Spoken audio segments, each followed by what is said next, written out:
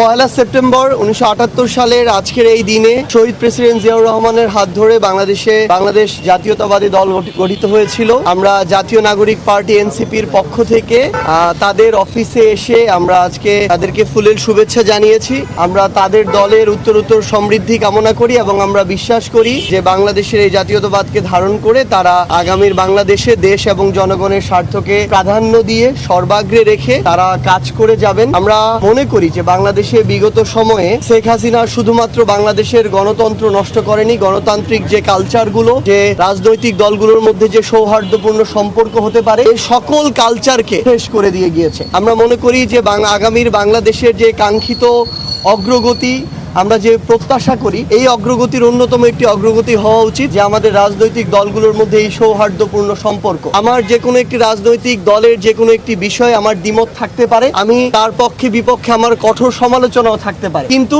রাজনৈতিক দলগুলোর মধ্যকার এই পারস্পরিক সৌহার্দ্যপূর্ণ সম্পর্ক ছাড়া আগামীর বাংলাদেশে আমরা যে গণতান্ত্রিক উত্তরণের কথা বলি, আমরা যে সংস্কারের মধ্য দিয়ে কাঙ্ক্ষিত বাংলাদেশের কথা বলি, সেটি আসলে সম্ভব নয়। তো সেটিকে সামনে রেখে আমরা মনে করি যে এই উদ্যোগটা শুধু কথায় নয় বরং কাজে আমাদেরই নিতে হবে। সেই জায়গা থেকে আমরা আজকে বিএনপির এই প্রতিষ্ঠা বার্ষিকীতে শুভেচ্ছা জানাতে এসেছি। আমরা মনে করি যে আমাদের রাজনৈতিক দলগুলোর মধ্যকার এই পারস্পরিক সম্পর্ক আমাদের 24-এর অভ্যুত্থান পরবর্তী বাংলাদেশের রাজনৈতিক কালচার, রাজনৈতিক সৌহার্দ্যপূর্ণ সম্পর্কের ক্ষেত্রে গুরুত্বপূর্ণ ভূমিকা পালন করবে এবং ইনশাআল্লাহ আমরা একসাথে আমাদের কাঙ্ক্ষিত বাংলাদেশের যে সামনের দিকের যে যাত্রা, সেই যাত্রায় সকল ষড়যন্ত্র মোকাবেলা করে আমরা এগিয়ে যাব।